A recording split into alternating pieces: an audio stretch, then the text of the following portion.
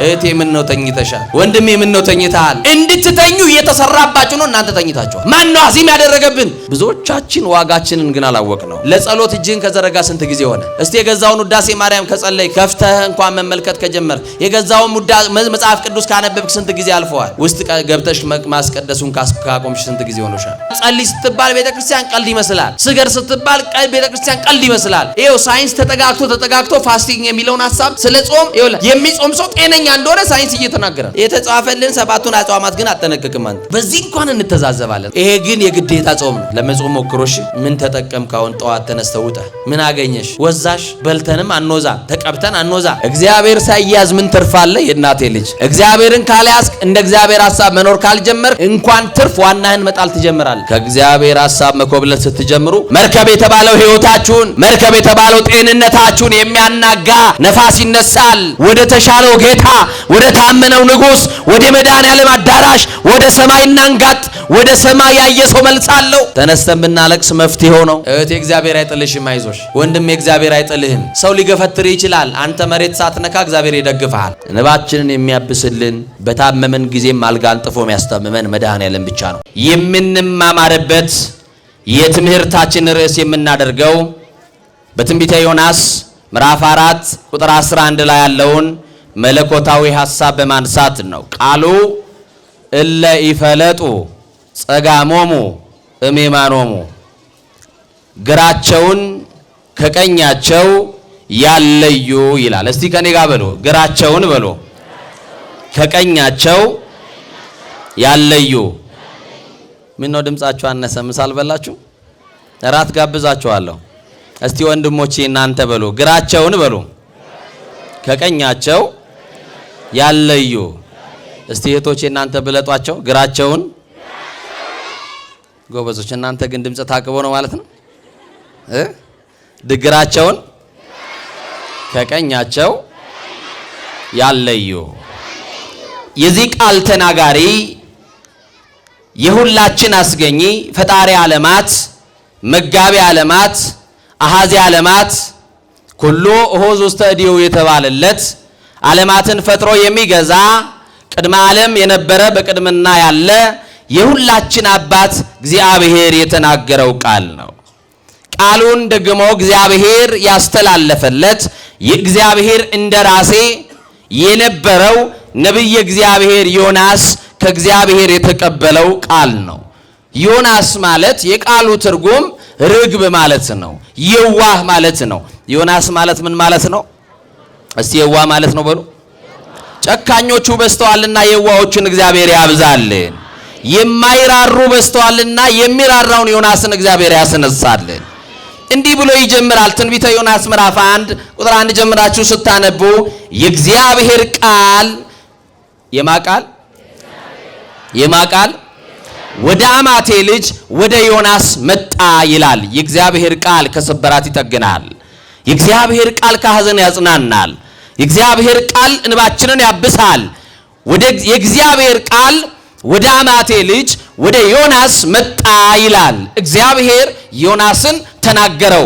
ዛሬም እግዚአብሔር አንቺን ይናገርሻል፣ ወንድሜ አንተን ይናገርሃል። እኛንም የውስጡን አገልጋዮች እግዚአብሔር ይናገረናል። እግዚአብሔር ያልተናገረበት ጊዜ የለም፣ እኛ ግን የሰማንበት ጊዜ የለም። እግዚአብሔር በዘመናት መካከል ይናገራል፣ ግን አድማጭ የለም። ሰሚ በሌለበት ጩኸት እግዚአብሔር እየተናገረ የሚያደምጠውን አጣ። ግን ዮናስ ይሰማኛል ብሎ እግዚአብሔር ሲናገር፣ ዮናስ ግን እግዚአብሔርን አልሰማው። ምን አላለው?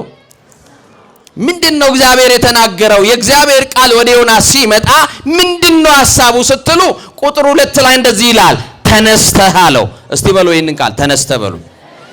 እግዚአብሔር ከክፋት ወንበር ላይ ያንሳን፣ ከምቀኝነት ወንበር ላይ ያንሳን፣ ከዘረኝነት ወንበር ላይ ያንሳን፣ ከጎጠኝነት ወንበር ላይ ያንሳን፣ ከተቀመጥንበት የርኩሰት ወንበር ላይ መድኃኔዓለም ያንሳን፣ ከተኛንበት የዝሙት አልጋ ላይ መድኃኔዓለም ያንሳን። ኧረ በማርያም ምን ነው አሜን ብትሉ ተወደደ። እዚህ ሰፈር እንዲህ ይላል፣ ተነስተህ ወደ ታላቂቱ ከተማ ወደ ነነዌ ሂድ አለው። ወዴቱ ከተማ? ወደ ታላቂቱ ከተማ ወደ ነነዌ ሂድ።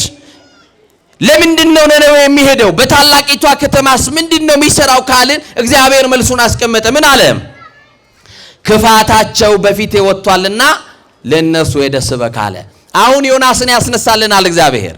ተነስተ በታላቂቱ ከተማ ወደ ኢትዮጵያ ሂድ ብሎ የሚልከውን አንድ ዮናስ እግዚአብሔር አጣ። በከተማው ላይ ክፋታቸው ኢትዮጵያውያን ክፋታቸው በፊቴ ወጥቷል አለ እግዚአብሔር። የድሮ አይደለንም ኢትዮጵያውያን እንመን። የድሮ ፍቅራችን የለም። ፍቅራችን ቀዝቅዟል። መተማመን የለንም። በር ዘግተን እንበላለን፣ በር ከፍተን እንባላለን። እግዚአብሔር ተናገረ፣ ግን የሚሰማ ዮናስ የለም። ኢትዮጵያውያን ከክፋታቸው እንዲመለሱ፣ በኢትዮጵያውያን ላይ ከመንገዳቸው እንዲመለሱ እኔ እግዚአብሔርን ፊቴን እንድመልስላቸው በከተማዋ ላይ ሂድና ስበክ አለው። ግን ዮናስ የለም። ዮናስ ግን እግዚአብሔርን አልሰማውም። ዮናስ ይሄንን ቃል እንደሰማ ከተማዋን እግዚአብሔር እንደሚያጠፋት በነነዌ የሚገኙ ሕዝቦች እግዚአብሔርን ካላደመጡት፣ ንስሐ ግቡ ተብሎ ንስሐ ካልገቡ፣ ከበደላቸው ፈጥነው ካልተመለሱ እግዚአብሔር ከተማዋን እንደሚያጠፋት ነገረው። ከዛስ ምን አደረገ? በጣም የሚገርም ነው። ከኔ ጋር ናቸው። ዮናስ ግን ከእግዚአብሔር ፊት ወደ ተርሴስ ይኮበልል ዘንድ ተነሳ።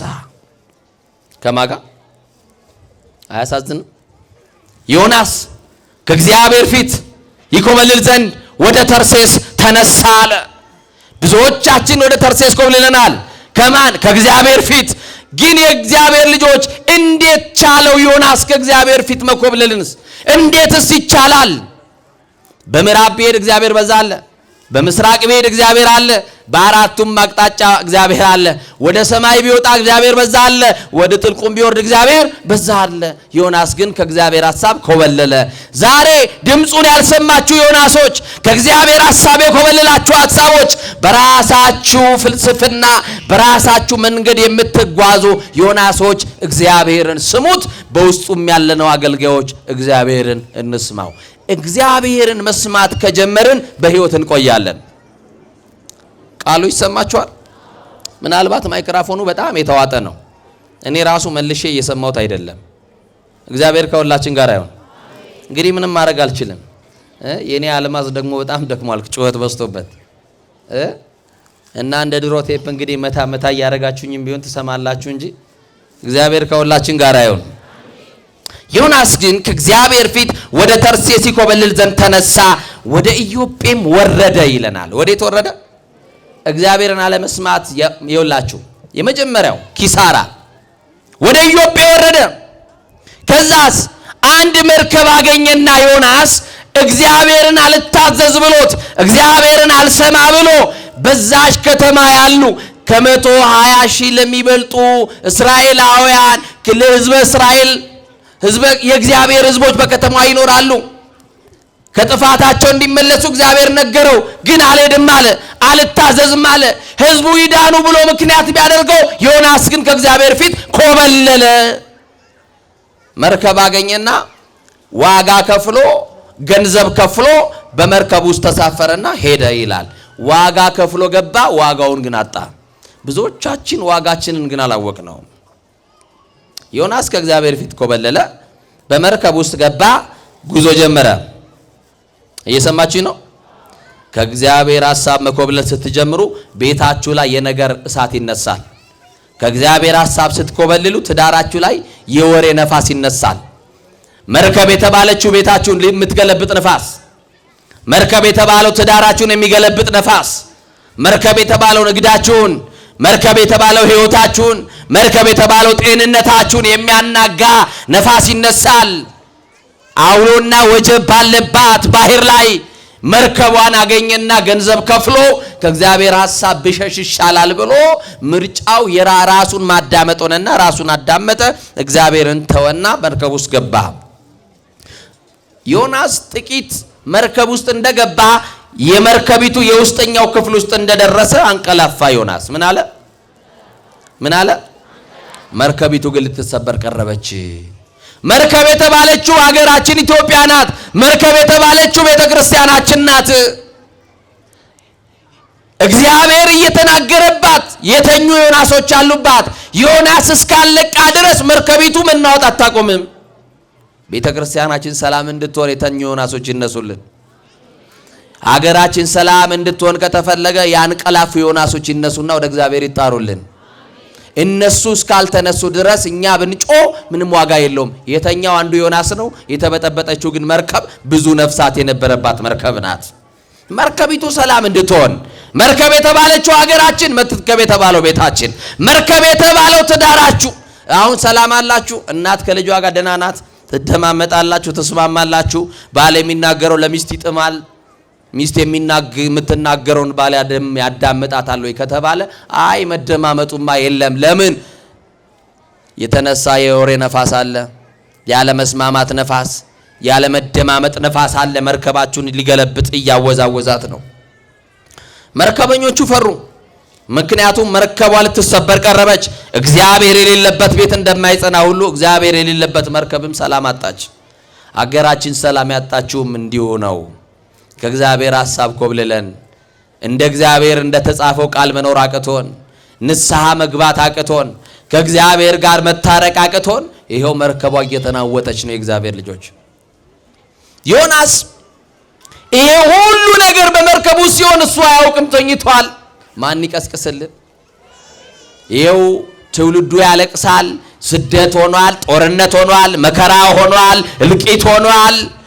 በጣም ብዙ ልዩ ልዩ መከራና ችግር አለ። ይህንን ችግር ግን ተነስተው የሚያዩ ዮናሶች የሉም፣ ተኝተዋል። ምን ብለዋል? እናንተም ተኝታችኋል። እናቴ ልጅ ተኝተናል። ለቅድስና ተኝተናል፣ ለንስሐ ተኝተናል፣ ለቁርባኑ ተኝተናል፣ ለቅዳሴው ለማይሌቱ ተኝተናል፣ ለመልካም ነገር ተኝተናል።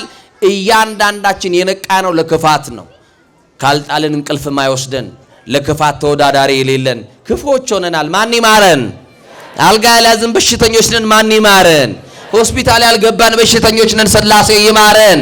በዘር ደዌ የተጠቃን ሰፊ ሀገር ይዘን መንደር የወረድን ጎጠኞች፣ ጎሰኞች፣ መንደርተኞች ሆነናል። ኧረ እግዚአብሔር ይድረስልን ጨርሰን ሳንጠፋ እና የእግዚአብሔር ልጆች መርከቧ ላይ ያለው ሸክም ምናልባት በስቶባት ይሆናል ብለው አሰቡ።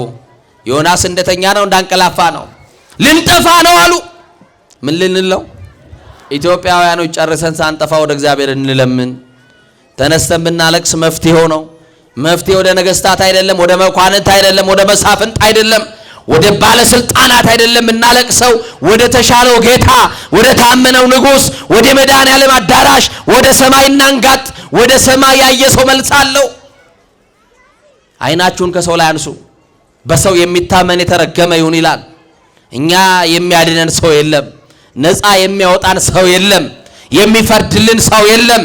የሚፈርድልን እግዚአብሔር ነው። የሚበቀልልን እግዚአብሔር ነው።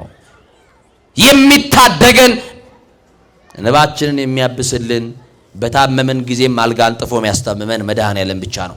የምእመናን ተስፋው መድኃኔዓለም ነው። ማን ነው ተስፋችሁ? መድኃኔዓለም በሉኝ እስቲ። ተስፋችሁ ማን ነው? ከሱ ውጪ ዘመድ አላችሁ? ከሱ ውጪ ወገን አላችሁ? ከሱ ውጪ ጋሻ አላችሁ? ከሱ ውጪ መከታ አላችሁ?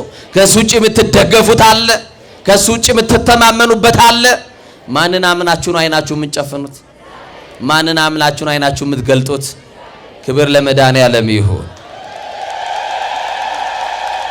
እና የእግዚአብሔር ልጆች መርከቧ ላይ ያለው ሸክም ምናልባት ከብዷት ይሆናል አሉ። በመርከብ ውስጥ ያሉት ነጋዴዎች ናቸው። የገዙትን ዕቃ ነግደው ሊያተርፉ ነው የያዙት። እግዚአብሔር ሳይያዝ ምን ትርፍ አለ? የእናቴ ልጅ እግዚአብሔርን ካልያዝክ፣ እንደ እግዚአብሔር ሐሳብ መኖር ካልጀመርክ እንኳን ትርፍ ዋናህን መጣል ትጀምራለህ። አያችሁ፣ እግዚአብሔር ያልተያዘበት ነገር ልናተርፍ ብለው የወጡ ሰዎች ከሰሩ። ያልታዘዘ ሰው ውስጡ ስለነበረ እንደ እግዚአብሔር ቃል ያልተመላለሰ ሰው መርከብ ውስጥ ተኝተዋል። መርከቧ እንደው መታወቋን አትቆምም። ዛሬ በየትኛው ዮናስ ይሆን ሰላም ያጣ ነው? የትኛው ዮናስ ተኝቶብን ይሆን? የትኛው ዮናስ አንቀላፍቶ ይሆን? በሴቱም ዮናስ አለ፣ በወንዱም ዮናስ አለ፣ በአገልጋዩም ዮናስ አለ፣ በሌሎችም ዮናስ አለ፣ በምእመናንም ዮናስ አለ። ግን ግዴላችሁም ሁላችንም ተኝተናል። ጣት የምንቀስርበት ዘመን አይደለም። ክርስትና በሰው ላይ ጣት መቀሰር አይደለም። ለኃጢአት ሞቶ ለጽድቅ መኖር ነው። እውነት መስክሮ ለእውነት መሞት ነው። ከቤተልሔም ተነስቶ ቀራንዮ መድረስ ነው። አስቸጋሪውን አቀበት በትዕግስት መውጣት ነው። ይሄ ነው ክርስትና የእናቴ ልጅ። እና መርከበኞቹ ፈሩ፣ ተሳፋሪዎቹም ፈሩ። አንዱ ሰው ግን ተኝቷል። ማን ይባላል? ማን ይባላል? ያንቀላፋው ማን ነው?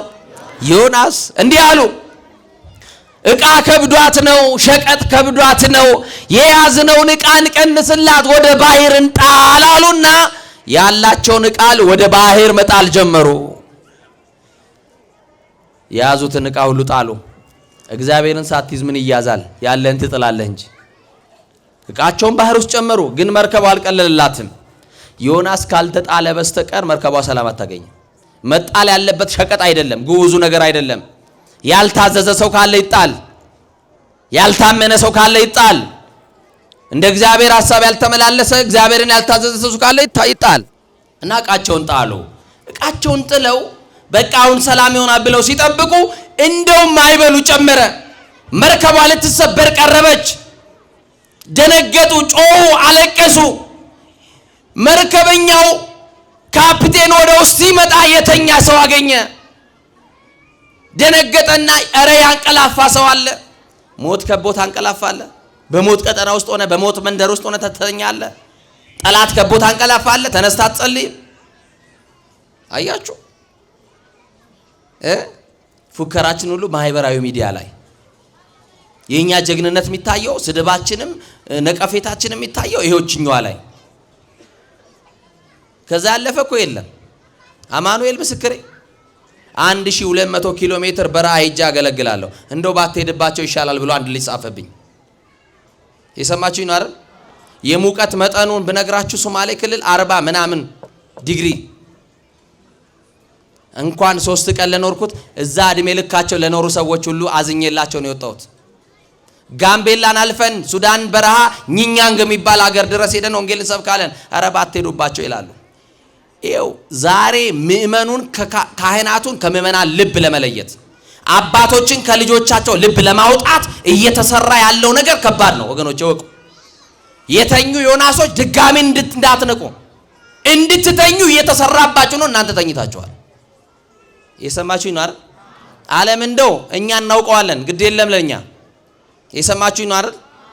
ያው የድሮ እናቶች አባቶች ፍርድ ቤት ሄደው የሚካሰሱት ከጎረቤት ጋር ሲጣሉ ስሜን አጠፋችኝ ብለው ነው ዶስ ይዘው። እኛ ምንም የሚጠፋ የሚሰረዝም የሚደለዝም ስም የለንም። ስማችንም ክብራችንም ክርስቶስ ነው። ይኸው ነግራችኋለሁ። ዓለም ለኛ ለአንገታችን አበል ወርቅ አይደለም የምታዘጋጅልን፣ እናውቀዋለን። ለአንገታችን ገመድ እንደተዘጋጀልን ግን አንተ አልተኝታል፣ አንቺ ተኝተሻል፣ የመቅደሱ አገልጋዮች ተኝተዋል፣ እኛም ተኝተናል። አብረን ልናልቅ ነው። መርከቧ እንደው እየተናወጠች ነው። ነፋስ እንደው ተነስቶባታል። ማዕበል እያናወጣት ነው። እናንተ ተኝታችኋል። ቀጥሉበት በእንቅልፋችሁ። ዛሬ ይህንን እየነገርናችሁ መነሳት ካልቻላችሁ ተኙም። ዕቃቸውን ጣሉ። መርከቧ አልቀለላትም። የተኛ ሰው አለ አለ። ወደ ውስጠኛው ክፍል ሄዱና እንዲህ አሉት፣ ምን ነው ተኝተሃል አሉት። እስቲ በማርያም በሉት። እህቴ ምን ነው ተኝተሻል? ወንድሜ ምን ነው ተኝተሃል? አባቶቼ ምን ነው ተኝታችኋል? ምን ነው ተኝተናል? እንዳንነቃ ማን ነው አዚም ያደረገብን? እንዳናስተውል ማስተዋላችን የሰረቀብን ማን ይሆን? ለእውነት እንዳንታዘዝ ማን አዚም አደረገብን? ለቅድስና እንዳንሮጥ ማን አዚም አደረገብን? ለቅዳሴው እንዳንተጋ ለማህሌት እንዳንቆም ማን ነው አዚም ያደረገብን? እስቲ የገዛውን ውዳሴ ማርያም ከጸለይክ ከፍተህ እንኳን መመልከት ከጀመርክ የገዛውን መጽሐፍ ቅዱስ ካነበብክ ስንት ጊዜ አልፈዋል? ውስጥ ገብተሽ ማስቀደሱን ካቆምሽ ስንት ጊዜ ሆኖሻል? ከዕጣኑ ከማይዛው ከተለየ ከሰዓታቱ ከራክ የንስሐ አባትህን ካገኘ ምክረ አበው ከተቀበልክ ከምስጢራት ተሳትፎ ስንት ዘመን ሆኖናል? ተኝተናል። አለመታዘዝ ማለት ይሄ ነው። እና ይገርማቸዋል። ምን ነው ተኝተሃል አለው። እየሰማችሁኝ ነው? ምን አሉት? ቀጠሉና ደስ የሚል ጥያቄ ጠየቁት። እንዳንጠፋ አሉት። እስቲ በሉ ምን እንዳንል?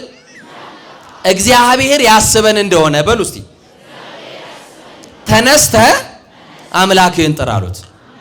እግዚአብሔር ያስበን እንደሆነ የተኙ ዮናሶች አምላካችን እግዚአብሔር እንዲያስበን እግዚአብሔር እንዲታረቀን ይነሱልን የተኙት። ማን ይቀስቅስልን? መንፈስ ቅዱስ ያንሳልን። አያችሁ? እና ዮናስ በዚህ ሰዓት ተነሳ። ምን አለ? ዮናስ ተነሳ፣ ደነገጠ። ቀጠሉና እንዲህ አሉ፣ ይሄ ክፉ ነገር በማን ምክንያት እንዳገኘን ማወቅ አለብንና ዕጣ እንጣጣል አሉ። ይህንን ትምህርት እናንተ በአመት አንዴ አይደለም መቼ የምትማሩት አይደል? በነነዌ ጾም ብቻ ነው እንደምትማሩት። ወቅቱን ስለሆነ ነው፣ ጊዜው ስለሆነ ነው። በማን ምክንያት እንዳገኘን ዕጣ እንጣጣል አሉ። ዛሬ ያገኘን መከራ፣ ኢትዮጵያ ዛሬ ያገኛት መከራ፣ ሀገሬ ዛሬ ያገኛት መከራ፣ እንግልት፣ ሰቆቃ፣ ሞቱ፣ ስደቱ፣ ጦርነቱ፣ ደም መፍሰሱ በማን ምክንያት ነው ያገኛት? እስቲ ዛሬ ዕጣ እንጣጣል። ዕጣው የሚወጣው አንተ እንደምትጠቀመው ሚስተር ኤክስ ላይ እንዳይመስልህ፣ አንቺ እንደምትጠቀሚው ሚስተር ዋይ ላይ እንዳይመስልሽ። ዕጣው በአንቺም ላይ በእኔም ላይ በሁላችንም ላይ ይወጣል። ለምን? ከእግዚአብሔር ስላልታዘዝን፣ ከእግዚአብሔር ሐሳብ የኮበልን ዮናሶች እኛ ስለሆንን። ኢትዮጵያ የምትባለው ታላቂቷ ከተማ፣ ይሄው ታላቂቷ ከተማ የተባለችው ነነዌ 120 ሺህ ሕዝብ የሚኖርባት ከተማ ናት። 120 ሚሊዮን በላይ የሚኖርባት ኢትዮጵያ ታላቂቷ ከተማ ይሄውና መርከቧ እየተናወጠ ነው። በመርከቡ ውስጥ ያሉ ሰላማቸውን አጥተዋል። ስለ መርከቡ ሰላም አንተ ወደ እግዚአብሔር ተመለስ። ገዢዎችንም እንዳትጠቁም፣ ነገስታቱንም እንዳትጠቁም፣ ይሄ መልከራ ይሄ ጥፋት ያገኘኝ በእኔም ምክንያት ነው ብለህ እስቲ የሞቀ ፍራሽን ተውና መሬት ውረድ። እስቲ ግድ የለንም ማቅ እንልበስ።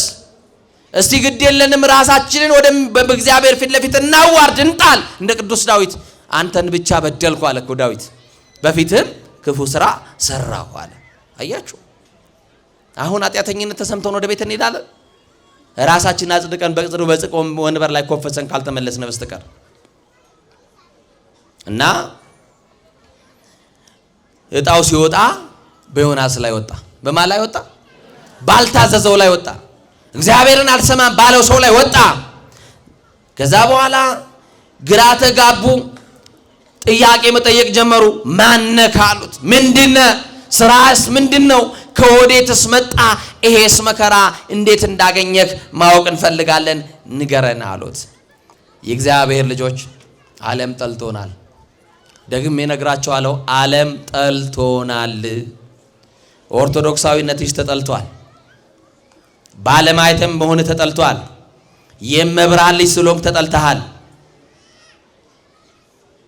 እውነትን ስለያዝን ተጠልተናል። አምልኮ ስላለን ተጠልተናል።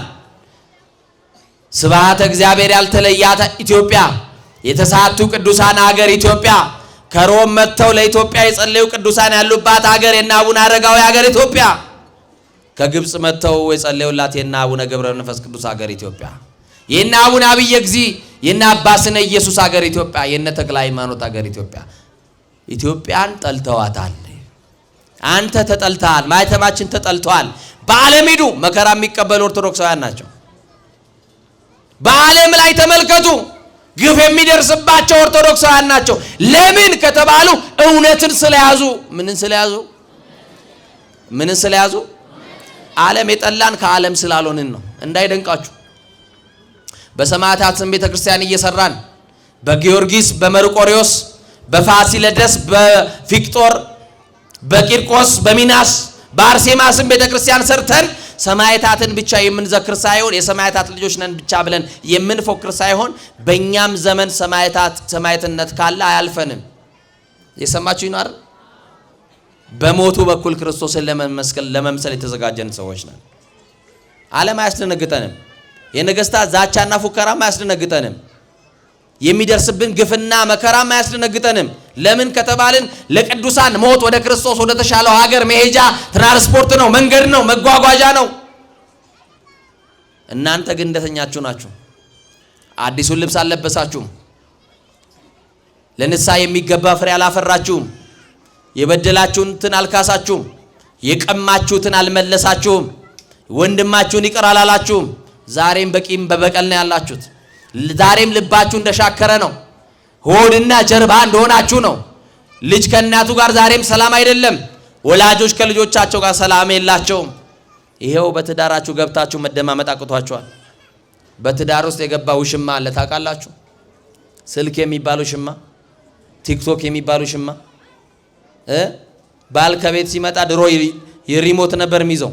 አሁን ግን ቲክቶክ ይከፍታል። ሚስት የምትናገረውን ባል አያዳምጣትም። ሚስትም እንደዛ ሆናለች። ልጆችም ከትምህርት ቤት መጥተው ደብተራቸውን አይደለም የሚገልጡት ስልክ ነው የሚያነሱት። መደማመጥ ተወስዶብናል። ማስተዋላችን ተወስዶብናል። ፈዘናል፣ ደንዝዘናል። እንዳንነቃ የተደረገብንን ትብታብ ከእጅና ከእግራችን ላይ ስላሴ ይፍታልን። እና ስራ ምንድነው? ከወዴት መጣ? ሀገርስ ምንድነው ብለው ሲጠይቁት እኔ ዕብራዊ ነኝ አለ። እስቲ እኔ ኢትዮጵያዊ ነኝ በሉ። ግዴላችሁም ኢትዮጵያዊ ነኝ በሉ። ምስራቅና ምዕራብ የሚያባብለው መንፈስ ስላሴ ከምድር ላይ ሰረዘልን። ቆላና ደጋ የሚያቆጣጥረው መንፈስ መድኃኔዓለም ከምድራችን ላይ ያጥፋልን። ወንዝ የሚያቆጣጥረው መንፈስ ስላሴ ይሰርዝልን። አንተ ከዚህ አንተ ከዛ የሚያባብለውን ልዩነት የሚዘራውን በአንድነታችን ላይ አመድ የሚደፋውን ክፉ መንፈስ መድኃኔዓለም ከምድራችን ላይ ጠርጎ ያነሳልን። በሰውነት ቋንቋ እንድንግባባ ስላሴ ይርዳን። ሰውን በሰውነቱ የምናከብርና የምንወድ የምናፈቅር ያድርገን። እኔ ዕብራዊ ነኝ አለ። ለምን ትፈሪያለሽ? ኢትዮጵያዊ ነኝ በእኛ ኢትዮጵያዊ ነን። አዎ ኢትዮጵያውያን ነን። የኢትዮጵያ ተስፋ የኢትዮጵያ አምላኳ እግዚአብሔር ነው። በመጽሐፍ ቅዱስ ስሟ ተጽፏል። ኢትዮጵያ ታላቅ ሕዝብ ናት፣ ታላቅ ሀገር ናት። የመለኮት ጥበቃ ያልተለያት ሀገር፣ ስብሐተ እግዚአብሔር የሚደርስባት ሀገር፣ 365 ቀን የእግዚአብሔርን ስም ስትጠራ የምትውል የምታድር ሀገር ኢትዮጵያ። በአንተ የተነሳ ግን ነፋሷ በዛ። በአንተ አለመታዘዝ ምክንያት መርከቧ ሰላም አጣች። አንተ እግዚአብሔርን ባለመስማት ምክንያት ኢትዮጵያ እጆቿን ወደ እግዚአብሔር ትዘረጋለች አለ። ለጸሎት እጅን ከዘረጋ ስንት ጊዜ ሆነ? ዛሬ ልመናችን ሽሮና በርበሬ ነው። ማረኝ የሚል ሰው የለም። ኃጢአተኝነት የሚሰማው የለም። በደሉን በእግዚአብሔር ፊት የሚያምን ሰው የለም። ወገኖቼ እኔ ዕብራዊ ነኝ፣ ባህሩንና የብሱን የፈጠረው እግዚአብሔርን አመልካለሁ አላቸው። ምን እላለሁ? እንዲህ ሲላቸው ፈሩ። ዮናስ ግን እንዲህ አላቸው፣ ይሄ መከራ በእኔ ምክንያት ስላገኛችሁ መርከቧ ሰላም እንድትሆን ከፈለጋችሁ እኔን ወደ ባህር ጣሉኝ አላቸው። ዛሬም መርከቧ ሰላም እንድትሆን መጣል ያለባቸው ዮናሶች አሉ። በእግዚአብሔር ፊት ራሳቸውን ይጣሉልን። እነሱ ካልተጣሉ በስተቀር እኛ በእግዚአብሔር ፊት ለፊት ራሳችን ካላዋረድን በስተቀር መርከቢቱ ዛሬም ሰላም አታገኝም። እና እንዴት አድርገው ይጣሉት? ለምን? እግዚአብሔርን አመልካለሁ ብሏቸዋል። ምናልባት ይህንን ሰው አንስተን ጥለነው እግዚአብሔር ያዝንብን ይሆን ብለው ፈሩ። ግን ዮናስ ምን አለ? እኔ ካልተጣልኩ በስተቀር መርከቧ ሰላም ስለማታገኝ ውሳኔያችሁን አንዳርጉ፣ ጣሉኝ፣ ግድ የላችሁም አለ። አነሱና ወደ ባህሩ ሲጥሉ እግዚአብሔር ዝም አላለውም። እግዚአብሔር እስቲ አይጥለንም በሉ። እህቴ እግዚአብሔር አይጥልሽም፣ አይዞሽ። ወንድሜ እግዚአብሔር አይጥልህም። ሰው ሊገፈትር ይችላል። አንተ መሬት ሳትነካ እግዚአብሔር ይደግፍሃል። ምናልባት የገፈተሩን ሰዎች አቅም አንሷቸው አይደለም መሬት ያልወደቅ ነው፣ የማይጥለው ስላሴ እጁ ይዞን እንጂ። እና ዮናስን አነሱትና ወደ ባህር ወረወሩት። ዮናስ ባህር ውስጥ ሲገባ እግዚአብሔር አልተወውም። ዮናስን የሚቀበል አሳ አንበሪ አዘጋጀለት። አያችሁ፣ በሳይንስም አሳ አንበሪ በውስጡ እንደ መጋዝ ያለ ከባድ ነገር አለው በሆዱ። አሳ አንበሪ ሆድ ውስጥ የገባ ሰው በሰላም መውጣት አይችልም። ሰውነቱ ሳይቆራረጥ ሳይከታተፍ መውጣት አይችልም። ደግሞ አሳ አንበሪ ከውስጡ የሚተፋው አሲድ ከባድ የሆነ ነገር አለው። አያችሁ፣ ለዮናስ ያዘጋጀለት ምቹ ያልሆነ አሳ አንበሪ ዮናስን እንዲቀበል አዘዘው። አስታውሱ፣ የማይጸን ዓለም ውስጥ የሚየወድ ውስጥ እያላችሁ 9 ወር ከ5 ቀን ያነበርንበት የማይጸን ዓለም ሕፃን በእናቱ ማይጸን እያለ ተስተካክሎ አይደለም ተዘግዝቆ ነው የሚኖረው። አንድ ቀንም እማዬ ለራስሽ ተስተካክለሽ ትራሽ ድረሽ የተኛሽ ፍራሽ እያቀያየር እየተኛሽ እኔን ደግሞ ይሄውና አልተመቸኝም ዘገዘግሽኝ ብሎ ልጅ ጥያቄ አቅርቦባት ያውቃል ወይ? አያውቅ። አንድ ቀንም በእናት ማይጸን ጨለማ ነው ብርሃን ፈልጋለሁ ብሎ ጥያቄ አቅርቦ አያውቅም። የእናት ዓለም ውስጥ ኦክሲጅን የለም፣ ልጁ ግን ታፈንኩ ብሎ አያውቅም። የእናት ዓለም ተዘግዝቀን የሚመችም 9 ወር ከ5 ቀን ቆይታውን ጨርሶ ወደ ምድር ሲመጣ ያ ልጅ እየሳቀ ሳይሆን እያለቀሰ ይመጣል። ለምን? ተዘግዝቄም ሲመቸኝ ከነበረው ከማይጸን ዓለም ተስተካክዬ ወደማይመቸኝ ዓለም መጣው ብሎ ያለቅሳል። ተስተካክለ ብተኛ መሽታ ይሄው የኢትዮጵያን ገበሬ ይሄው ቁርበት አንጥፎ የሚተኛው እንቅልፍ ቁርበት አንጥፎ ደረቅ መሬት ላይ ይተኛል አፈር ላይ። እሱ ዲስክ የሚባል ነገር አያውቀውም። አንተ ቦንድድ ፍራሽ ገዝተህ ይኸውና ወገብ ታማሚ ነው፣ እንቅልፍ የለም፣ የአበባ ምንጣፍ ላይ ተኝተህ ይኸው በልተህ እያማረጥክ በልተህ ከዚህ ቁረት ከዚህ ፍለጥ እያልክ እያማረጥክ እየበላም ይኸው ጤና የለም። የዛሬ በሽታ በመብላት ምክንያት የመጣብን በሽታ ነው። በመብላታችን አይደለ? ኮሌስትሮሉ፣ ዩሪክ አሲዱ፣ ግፊቱ፣ ሌላው ነገር በመብላት ምክንያት የመጡ በሽታዎች ናቸው። ከዛ ሐኪም የሚመክር የመጀመሪያው ምን ነው? ኤክሰርሳይዝ አድርግ አይደለም የሚለው። ከፍለ የበላውን ስጋ ሄደህ ጂም ቤት ከፍለ ትተፈዋለህ። ሌላ አማራጭ የለህም። ግን አጸልይ ስትባል ቤተክርስቲያን ቀልድ ይመስላል። ስገር ስትባል ቤተክርስቲያን ቀልድ ይመስላል። ይሄው ሳይንስ ተጠጋግቶ ፋስቲንግ የሚለውን ሐሳብ ስለ ጾም የሚጾም ሰው ጤነኛ እንደሆነ ሳይንስ እየተናገረ ነው። ትጾማላችሁ? መቤቴን እስቲ የሚጾም ሰው እጁን ያውጣ። መዋሸት አይቻልም፣ አዛኝቷል። ይሄው ጻድቁን አይቻልም። ሌሎቻችሁ ካቶሊኮች ናችሁ? ሌሎቻችሁ ምኖች ናችሁ? አይ እናቴን የተጻፈልን 7ቱን አጽዋማት ግን አጠነቅቅም አንተ። ይሄ ግን የግዴታ ጾም ነው። አያችሁ፣ በዚህ እንኳን እንተዛዘባለን። አያችሁ። እና የተኛችሁ ዮናሶች ለመጾም ሞክሮሽ። እኔ ለወቅሳችሁ አይደለም እጅ ያስወጣዋችሁ፣ መወቀስም አልችልም፣ ሞራሉም የለኝም። ከናንተ ያነስኩ ደካማ ስለሆንኩኝ እግዚአብሔር ብርታቱን ይስጠን ለሁላችን። እና ዮናስ ወደ በአሳ አንበሪ ሆድ ውስጥ ሲጣል የተኛው ወይንም ደግሞ በአሳ አንበሪ ሆድ ውስጥ የቆየው 3 መዓልት 3 ሌሊት ነው። ስንት ቀን? ውሃ ውስጥ የገባ ሰው ኦክሲጅን ሳይዝ 3 ደቂቃ መቆየት ይችላል ወይ? ታዲያ ዮናስን የያዘው ማን ነው ካላችሁኝ፣ እግዚአብሔር እጅ ላይ ነበር ዮናስ። አንቺም ያለሽው እሱ እጅ ላይ ነው። ጠላትን እንዳትፈራ፣ በዙሪያ የሚፎክርብን ጥርስ የሚነክስብህን ጠረጴዛ የሚደበድብብህን ምቹ ቀን የሚፈልግብህን አትፍራ። አንተ የተያዝከው በማይጥል በአማኑኤል እጅ ነው። ከያዘ በማይለቀው በክርስቶስ እጅ ነው ያለ ነው። አያችሁ፣ ምንም ኦክሲጅን በሌለበት በውሃ ውስጥ ቢያውም በአሳ አንበሪ ሆድ ውስጥ 3 መዓልት ሙሉ ዮናስ ነበረ። ሰውነቱ ሳይጫጫር ነበረ። እንዲህ ባለ መከራ ውስጥ የሚያኖረን መድኃኔዓለም ስለሆነ ነው። ክፉዎች በስተው እየሰማችሁ ይናር ክፉዎች በስተው በቃ እንደ ቅዱስ ዳዊት አንሰ ሰከብ ኮኖም ኮተን ሳይኩስ መግዚአብሔር አንሳን ይላል። በቃ ከሚከቡኝ ከአላፍ ህዝብ አልፈራም እንዳለው እግዚአብሔር ከኛ ጋር ከሆነ ከ3 ቀን በኋላ አልሄድም ወዳለው ከተማ አመጣውና በከተማይቱ ዳር ላይ ዮናስን ተፋው። ዮናስም ከአሳ አንበሪ ሆድ ውስጥ ሲወጣ ሰውነቱ ምንም አልተነካም ነበረ። ቁጥር 2 ላይ በአሳ አንበሪ ሆድ ውስጥ በመከራ የጸለየው ጸሎት ግን ይገርመኛል። እንዲህ አለው ዮናስ እንዲህ ብሎ ጸለየ። በአሳ ሆድ ውስጥ ወደ አምላክ ወደ እግዚአብሔር እንዲህ ብሎ ለመነ። ዛሬስ ካልተያዝን መቼ እንጮሃለን? ያመማችሁ ቀን የምትጸልዩት ጸሎት እኮ ይለያል። እንደው ገብርኤል፣ እንደው መድኃኔዓለም፣ እንደው መቤቴ የዛሬን ተይኝ እንጂ ከቤትሽ አልጠፋም ነው ምንላት። ቁጥር 2 ላይ እንዲህ አለ። ትንቢተ ዮናስ ምዕራፍ 2 ቁጥር 2 ላይ በመከራዬ ሳለሁ ወደ አምላኬ ወደ እግዚአብሔር ጮኩ። ኢትዮጵያ መከራ ላይ ያለች ወደ እግዚአብሔር ለምንድን ነው መጮህ ያቃታችሁ? ኢትዮጵያ መከራ ላይ ያለች ለምንድን ነው መጾም ያቃታችሁ? መርከቢቱ እየተናወጠች ስለ መርከቢቱ ሰላም መጸለይ ምህላ መያዝ ለምንድን ነው ያቃታችሁ? እኔ ግን አለ በመከራዬ ሳለሁ ወደ እግዚአብሔር ጮኩ፣ እሱም ሰማኝ አለ። ምን አለኝ? እግዚአብሔር ጸሎታችሁን ይስማችሁ። በሲኦል ወደ ውስጥ ሆኜ ጮኩ፣ ቃሌን አዳመጥክ፣ ወደ ጥልቁ ወደ ባህሩም ጣልከኝ፣ ፈሳሾች በዙሪያዬ ነበሩ ካለ በኋላ ማዕበልና ሞገድ ግን በላይ አለፉ አለ። መከራችሁን በላያችሁ ያሳልፍላችሁ። የከበበንን ሞት እግዚአብሔር ያሳልፍልን። በኢትዮጵያ ላይ የመጣውን መከራ አሁንም ያሳልፍልን። አለፈልኝ አለ። ከዛ ቁጥር ምዕራፍ 3 ላይ ስትመጡ እግዚአብሔር ድጋሚ ዮናስን ተናገረው። የእግዚአብሔር ቃል ሁለተኛ ወደ እኔ መጣ ይላል። ዮናስንም ተናገረው፣ ተነስተ ወደዛች ወደ ታላቂቱ ከተማ ወደ ነነዌ ሂድና ስበክላቸዋል። እየሰማችሁ ነው። ዮናስም እሺ አለ። አልታዘዝም አይዋጣም። ዮናስ እሺ አለ። ነነዌ ከታላቅነቷ የተነሳ የ3 ቀን ያክል መንገድ ነበረች። ዮናስም የ1 ቀን ያክል መንገድ እንደተጓዘ በከተማው ገባና ጮኸ አለ። መጮህ ያቅታል። ሌላው ቢቀር በመድኃኔዓለም ፊት ማልቀስ ያቅተሻል እህቴ? ማልቀስ ያቅተናል፣ ማንባት ያቅተናል።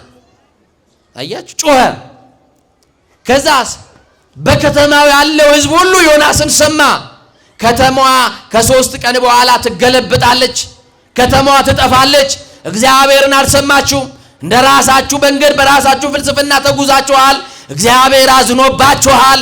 ታላቂቱ ከተማ ትጠፋለች። ወደ እግዚአብሔር ተመለሱ፣ ማቅ ልበሱ። ለ3 ቀን የጾም አዋጅ ታውጇል። ምግብ እንዳትበሉ፣ በበረቶቻችሁ የታሰሩ ከብቶች በጋጣ ያሉት ሁሉ እንዳይፈቱ ከሰው እስከ እንስሳ ይጾም አለ።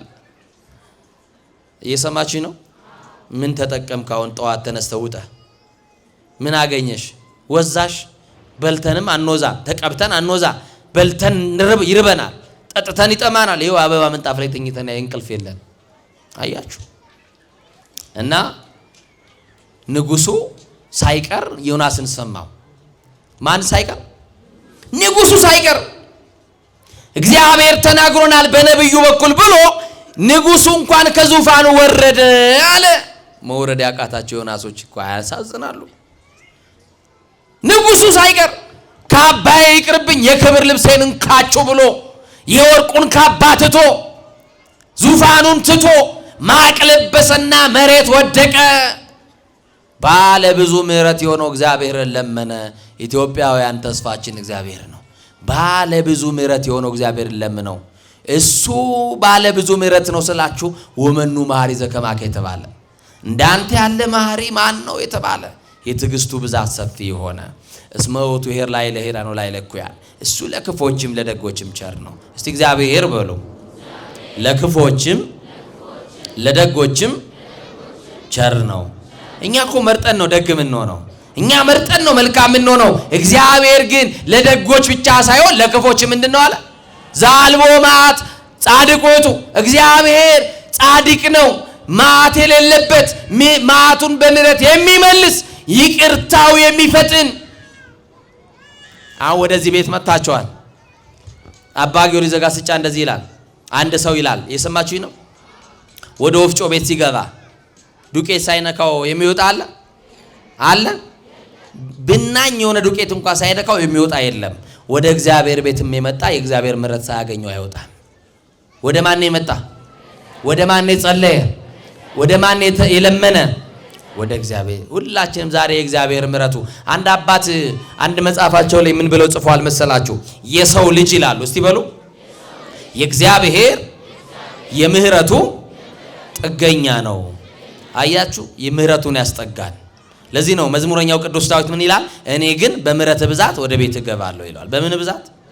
በምን ብዛት? በምን ብዛት?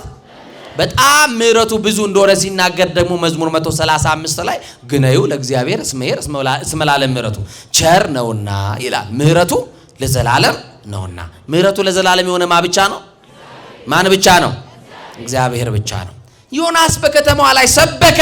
ንጉሱም ከተማዋ ላይ ያለውም ሕፃን እስከ አዋቂ ማቅ ለብሰው ምግብ እንዳይበሉ አዋጅ ታውጆ እየጾሙ ወደ እግዚአብሔር ማልቀስ ጀመሩ።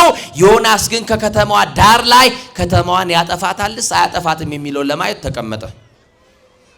የሰማችሁኝ ነው አይደል? የዚችን ሀገር ጥፋት ፈልገው ቀንና ሌሊት የሚሰሩ የጥፋት ኃይሎችን ሥላሴ ያስታግስልን። ምን አሜን በሏ።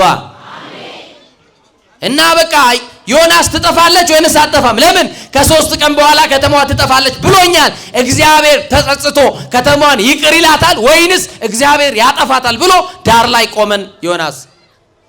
ከዛ 3 ቀን በኋላ ሲመለከት እግዚአብሔር ምሕረት አደረገና ለከተማዋ ከተማዋ ሳትጠፋ ቀረች። ዮናስ በዚህ ነገር ተበሳጨ ይላል። የሰማችሁ ነው። ተቆጣ ዮናስ። እግዚአብሔር ተናገረው ዮናስን፣ በእውኑ ትቆጣ ዘንድ ይገባሃል አለው። ይገባዋል? አይገባውም። ለምን ተቆጣ ዮናስ? ጌታዬ እቆጣ ዘንድ ይገባኛል። ቀድሜ እኮ አልታዘዝም ያልኩት ያንተን ምሕረት ስለማውቅ ነው። ምሕረት የበዛ ይቅር የምትል ቸር የሆንክ እንደሆንክ አውቃለሁ። እኔ ከተማዋ ላይ ገብቼ ትጠፋላችሁ ብዬ ሰብኬ አንተ ደግሞ ምሕረት እንደምታረግ ሳውቅ ከነቢያት ሐሰት ይደምሩኛል፣ ቃሉ ውሸት ነው ይሉኛል ብዬ ነበር መንገድ የቀየርኩት ምሕረትን ስለማውቅ። ለዚህ እኮ ነው ጌታ ያልታዘዝኩት ብሎ ዮናስ ከከተማይቱ ወጣና የሆነ ጥላ ፈልጎ አንድ ቦታ ላይ አረፈ። እግዚአብሔር ቅሊቱን አዘዘና ጥላ ሆነችው። የሰማችሁ ነው።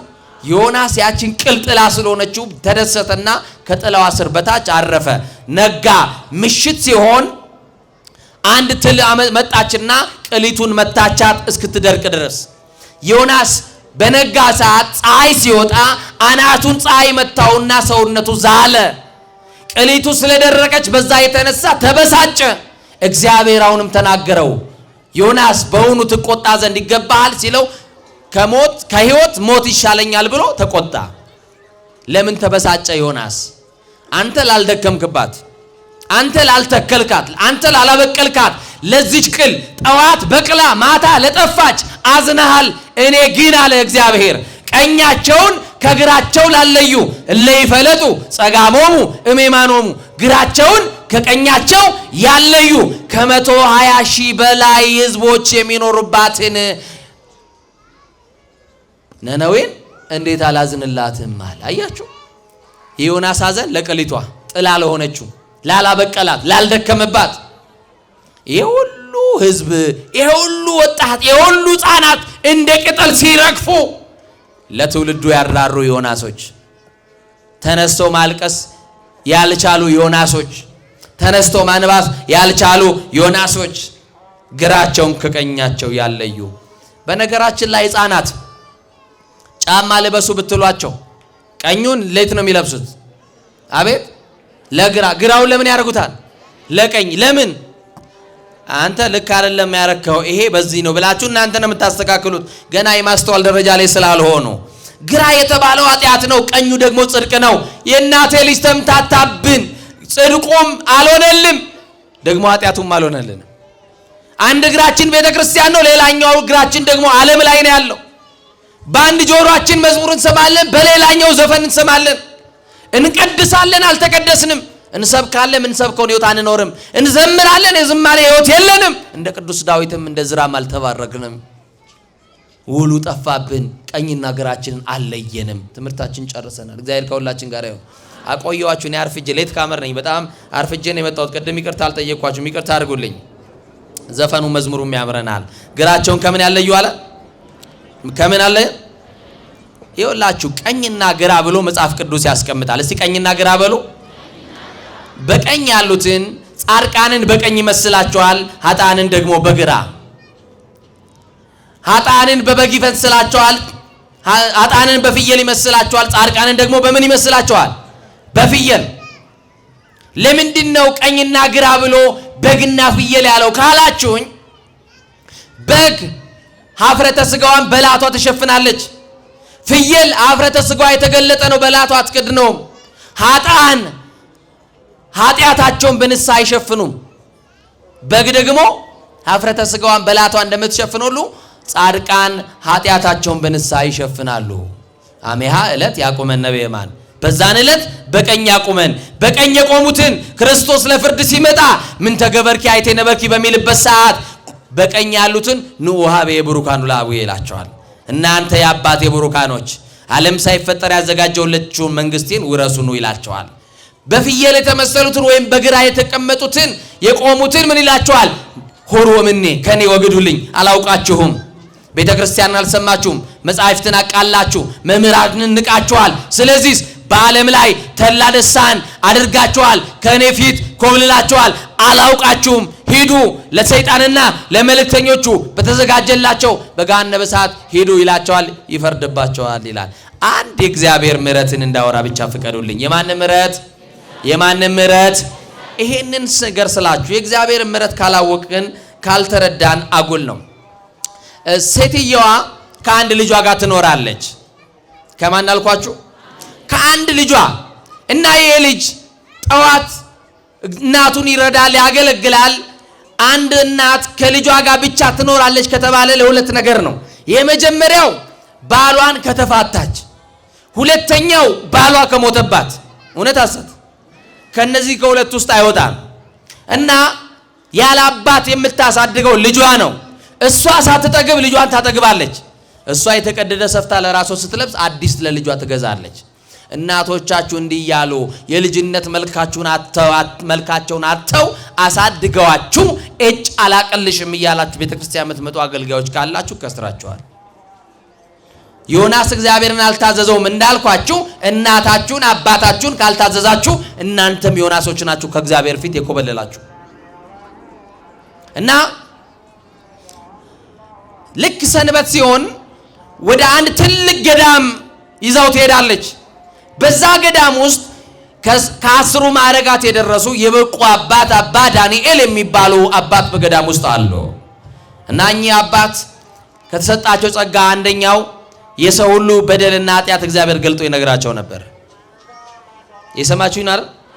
አሁን እንደምንሰማው አይደለም። በቴሌቪዥን መስኮት ሄደው ስማቸውን ከና አባታቸው ሰምተው እንደሚመጡት አይደለም። ስልክ ቁጥራቸው ተነግሯቸው እንደሚመለሱት አይደለም። የጫማ ቁጥራቸው ወይም የለበሱት የሱሪ ወገብ ቁጥራቸው ተነግሯቸው እንደሚመጡት አይደለም። ሰምታችኋል አይደል? እግዚአብሔር ተናገረኝ። ምን ተናገረ ካሉ ስሜን ከና አባቴ እስከና አያቴ እኮ ነገረኝ ብለው የሚመጡ ጅሎች አሉ። እሱ አይደለም። እኛ አባት አንድ ሰው ንስሐ መጥቶ ሲነግራቸው ሰይጣን ዝንጋይ ያሳድሮ ከእግዚአብሔር ጋር እንዳትታረቁ ኃጢአታችሁን እንድትረሱ ያደርጋችሁና ለኛ አባት የተረሳችሁን ኃጢአት እግዚአብሔር ይገልጥላቸውና ልጄ እቺንስ እኮ ሰርተሃል ለምን ሸሸከኝ ይላል። እኛ አባት ጸጋቸው ነው፣ በረከታቸው ከሁላችን ጋር ይሁን። እና በእነ ተክለ ሃይማኖት በእነ እስትንፋሰ ክርስቶስ ዘመን ነበረ። የሰማችሁ ነው። አቡነ እስትንፋሰ ክርስቶስ አንተ በቅተሃል ቁረብ፣ አንተ አልበቃም አትቁረብ እያሉ እና አቡነ ዘራብሩክ ጭምር ይለዩ ነበረ። እና ሰንበትን እጁን ይዛው ትሄድና ታቆርበዋለች። በግብጽ ያሉ ክርስቲያኖች ቤተ መቅደስ የሚገቡት ለመቁረብ ነው። እየሰማችሁ ነው። ቅዱስ ቁርባን የማይቀበል ሰው ቤተ መቅደስ ውስጥ አይገባም። ካህኑ ወይም ደግሞ ሊቀ ካህኑ በር ላይ ቆምና ማይፈድ ይሰጣቸዋል። እየሰማችሁ ነው። ቅዱስ ቁርባን ከተቀበሉ በኋላ አፋቸውን የሚሸፍኑበት ተዋሲያን እንዳይገቡ ጸበል እስኪጠጡ ምግብ እስኪቀምሱ ድረስ የሚይዙበትን ማይፈድ ይሰጣቸዋል። በር ላይ ቆሙ። የማይቀበል ሰው ግን ከገባ የበይ ተመልካች ውስጥ አይገባምና ንዑሰ ክርስቲያን ነው፣ በደጅ ይቆማል። ቤት ይቆማል። ንገሩኛ፣ ንዑሰ ክርስቲያን ነው አልበቃም ወይንስ አለበት? በደጅ ነው የሚቆመው። ስለዚህ ውስጥ የሚገቡት የበይ ተመልካቾች ሳይሆኑ እንደኛ በይ የሚበሉ ናቸው የሚገቡት። እናንተ ልጆቻችሁን አምጥታችሁ በተከሻችሁ ላይ እያለቀሰ ልጅ እግሩን እያፈራጠገጠ ጉሮሮውን ፈልቀቀ የክርስቶስን ስጋና ደም ትሰጠዋለህ። ለምን ከሆነ መድኃኒት እንደሆነ ገብቶ እውነት አሰት ወደሙ ለኢየሱስ ክርስቶስ ያነጻህንም ሁሉ ኃጣውይነ ተብሎ ተጽፏል። የኢየሱስ ክርስቶስ ደም ከኃጢአት ሁሉ ምን ይላል? ያነጻናል። አንተስ ከኃጢአት መንጻት ከፈለክ ወደ ክርስቶስ ስጋና ደም ቅረብ። ከበደል መንጻት ከፈለሽ ወደሚያነጻ ወደ ክርስቶስ ቅረቡ። እና ልክ ቆርቦ ሲወጣ እናት ልጇን የምትልከው ወደ አባ ዳንኤል ነው። ሂድ ምክር ተቀበል ትለዋለች። አባ ዳንኤል ከቅዳሴ ወጡና ጉልበታቸው ላይ ያስተኙትና ግን ጸጉሩን እያሻሹ እየደባበሱት አንድ ነገር ይነግሩታል። ልጄ ቀኝና ግራህን ለይ ይሉታል። እስቲ በሉ ምንና ምንህን ንገሩኝ። ምንና ምንህን ለይ ይሉታል። ከዛ በሌላኛውም ሳምንት ለቅዱስ ቁርባን ሲመጣ ሌላም ይነክሩት የለም። ምን ይላቸዋል? አሁንም ልጄ በርታ፣ ጠንክር፣ አይዞ ካሉት በኋላ ቀኝና ግራህን ምን በል ለይ ይሉታል። እና ከሆነ ዓመት በኋላ እድሜው እየጨመረ ወደ ጉርምስና ሲሄድ እናቱ ሳታየው ከቤት ተነሳና ጠፋ፣ ጫካ ገባ፣ ሸፈተ። እምዬ ናት ፍለጋ ወጣች። አየው ሚላትን ሰው አጣች። ትፈልጋለች፣ ትወጣለች፣ ትወርዳለች። ልጅሽ በዚህ እንኳን አልፏል የሚላትን ሰው አጣች። 3 ቀን አይደለም፣ ሳምንት አይደለም፣ 10 ቀን አይደለም፣ 1 ወር አይደለም፣ አለፈው 40 ቀን አለፈው። በዚህ ሁሉ ቀናት ውስጥ እናት በሯን ሳትዘጋደረች ድንገት እኔ እንቅልፍ ይዞኝ ተኝቼ ልጄ መጥቶ ሲያንኳኳ ካልሰማሁት በር ላይ ከሚቆምብኝ በሬን ልክፈትለትና ልጄ ይገባል ብላ እናት ልጄ ይመጣል ብላ ትጠብቃለች። እናት ቤተ ክርስቲያን በሯን ከፍታለች። የእናቴ ልጅ እናት ናት ቤተ ክርስቲያን ልጆቿ እንዳጠፉባት ይሄውና እህቴ በሯን ከፍታለች ቤተ ክርስቲያን። ልጄ የኃጢአት አሩር አጠውልጓት፣ ልጄ የኃጢአት ዳዋ በልቶት መንፈሳዊ ሕይወቱ ቀጭጮ ዝሎ ደክሞት ይመጣል። እኔ አባቱ ደግሞ እግዚአብሔር ሊቀበልህ በዚህ ቤት በሩን ከፍቶልሃል። እናት ቤተ ክርስቲያን በሯን ከፍታለች። እናት ድንግል ማርያም በሯን ከፍታለች።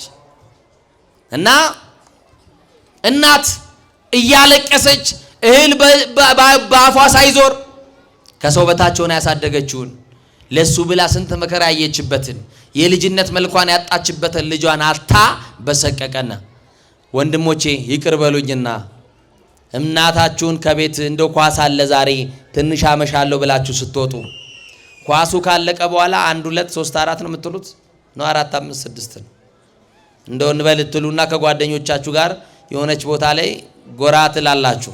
በዚህ በአዲስ አበባ አካባቢ አዲስ ስም አላት አሉኝ። እየሰማችሁኝ ነው? አንድ ወዳጄ ነው ያለው። እየሰማችሁኝ ነው? አባ እንደው እርሶን ማስባረክ ፈርቼ ነው እንጂ እዚህ ሰፈር እኮ የሆነች እንቅፋት ቤት ከፍቻለሁ አለኝ። ምንድነው እንቅፋት አልኩ። አልገባኝም። ለካ ግሮሰሪ ነው። እየሰማችሁኝ ነው? አሁን መቼም ቋንቋውን ከናንተ በላይ የሚያውቀው የለም። እናንተ ጠፍቷችሁ አይደለም። ምን ከፍቻለሁ አለኝ? ንገሩኛ። ከቢሮ ሲመጣ ባልን የሚመታ እንቅፋት፣ ለሚስቱ ቤት ገብቶ ሌላ እንቅፋት፣ ለልጆች ገብቶ ሌላ እንቅፋት። እንዲህ ያለ እንቅፋትን እግዚአብሔር ይሰርዝልን። እንዲህ ያሉ እንቅፋቶችን ያንሳልን። ግዴላችሁ አሜን በሉ። እና እቺ እናት እንቅልፍ አልዞረም ባይኗ። ልጇን ትፈልጋለች። አየን የሚላት የለም። በቃ ታለቅሳለች፣ ታነባለች፣ ብዙ ሆናበታለች። አንተ እናትህ ኳስ ላይ ነው ብለሃል፣ ሰዓት ታያለች፣ ይመጣል ትላለች፣ እራት አስቀምጣለች፣ ትጠብቃለች፣ አንተ አትመጣም፣ ሰዓት ይሄዳል። ከዛስ የሆነ ጩኸት ስትሰማ ሰፈር ውስጥ ልጄን ገደሉብኝ ትልና ጫማዋን አታውቅም፣ ምን እንደለበሰች አታውቅም፣ ዘላ ትወጣለች። እንዲህ ያረጋችሁ እናታችሁን እያሳቀቃችሁ ያላችሁ ሰዎች ካላችሁ ንሳገቡ። እድሜያችሁም አይረዝም። አባታችሁን አታሳዝኑ፣ እናታችሁንም አታሳዝኗት። ለእናንተ ብለው እንደዚህ አይነት መከራ የሚያዩ እናቶች አሉ። ለአንተ የምትጨነቅልህ እናት በህይወት ካለች እናትን ተከባከባት። እና እቺ እናት በቃ አየው ሚላት አጣች፣ ታለቅሳለች፣ ታነባለች። አንድ ቀን ወሬ ነጋሪ መጣ። እማዬ ልጅሽ ተገኘ እኮ አሏት። የኔ ልጅ አለች። አዎ አለቀሰች። ድጋሚ እሰማለሁ ብላ አላሰበችም። ለእናትማ ከልጇ መገኘት በላይ ምን ደስታ አለ? ከደስታ ሁሉ የሚበልጥ ደስታ የእናንተ መገኘት ለቤተ ክርስቲያን። እናንተ ስትሰበሰቡላት እናት ቤተ ክርስቲያን ደስ አላት። እናንተ ስለመጣችሁላት ቤተ ክርስቲያን ደስ አላት። እናንተ ንስሐ ስትገቡ እንኳን ቤተ ክርስቲያን በሰማይ ያሉ መላእክት ደስታን አደረጉ። አያችሁ፣ ደስ አላት እናትና እንባዋ ቀድሟት የደስታ እንባ ነባችና እንዲህ አለች፣ ልጄ በእውነት በሕይወት አለ አለች። በሕይወት አለ? አዎ አለ። አካሉ አልጎደለም። 2 ዓይን አለው? አለው። 2 እጅ አለው? አለው። 2 እግር አለው? አይ ምን ዋጋ አለው? እሱማ አካሉ አልጎደለም፣ የሰው አካል ያጎድላል እንጂ አሏት። ለካስ ያ ልጅ ሸፍቶ ጫካ ገብቶ በገበያ የሚወጡ ሴቶችን በመንገድ ላይ ያስነውርና ይገላቸው ነበር። በሱ ጭካኔ የተነሳ በዛ መንገድ ሁሉ አትለፉ እየተባለ ይነገራል። ማን ነው ጭካኔ ያስተማረን? ኢትዮጵያውያን እንደዚህ ነበር። ለፋሲካ ለገና ዶሮ ስታርዱ አንዱ ዶሮ ሲያርድ ሌላኛው ሳፋ ይዞ ይቆማል።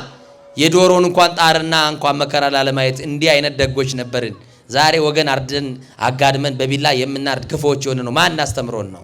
ማን አሳይቶን ነው? በአባቶችን ዘመንም አልሰማንም። በእኛ ዘመን ይሆን ነው። እነ ተክልዬማ ይህንን ዘመን አዩት እኮ። አቡነ ተክለ ሃይማኖት ከዛ ዘመን አድርሰ እህል አታስበላኝ ውሃ አታሰጣኝ ብለው እኮ ጸልየዋል። እኛም እንተራረድበትን ዘመን፣ እኛም እንጨካከንበትን ጊዜ አይተውት እና እናት ግራ ገባት። ምንድነው ምትይኝ? ንገሪኝ ግልጽ አድርገሽ። እሱ 2 እግር አለው፣ የሰው እግር ይቆርጣል እንጂ። እሱ 2 እጅ አለው፣ የሰው እጅ ይቆርጣል እንጂ። እሱ 2 ዓይን አለው፣ የሰው ዓይን ያወጣል እንጂ። ግን አንድ ነገር የለውም አሏት። ምንድነው የኔ ልጅ የሌለው? ልቡ ተወስዷል። ግድ የለም ኢትዮጵያን ልባችንማ ተወስዷል።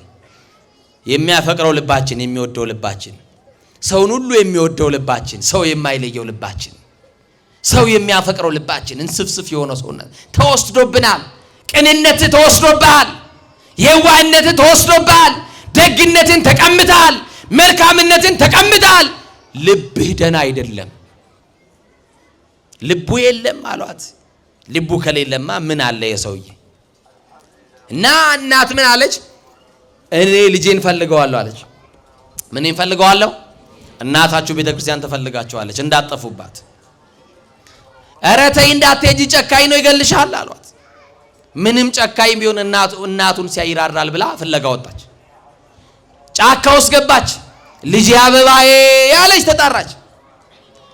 የልጅነቴ እኩያዬ ልጄ ወዴት ነው ያለው? በአንተ የተነሳ እንቅልፍ አጣሁ እኮ፣ በአንተ የተነሳ በር ሳልዘጋ መኖር ጀመርኩ እኮ፣ እህል ባይኔ ባፌ እንኳን በቅጡ አልዞረም፣ ተሳቀቅኩል። ልጄ የት ነው ያለው?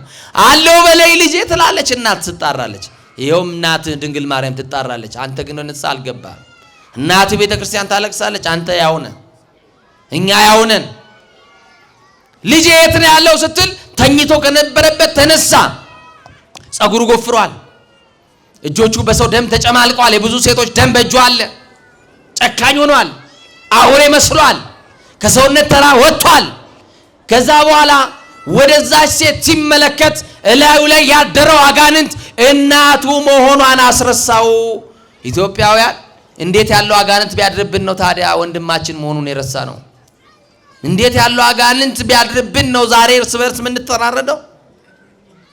እናቱን እንኳን ማንነቷን እስኪረሳ ድረስ አጋንንት ሰፈረበት።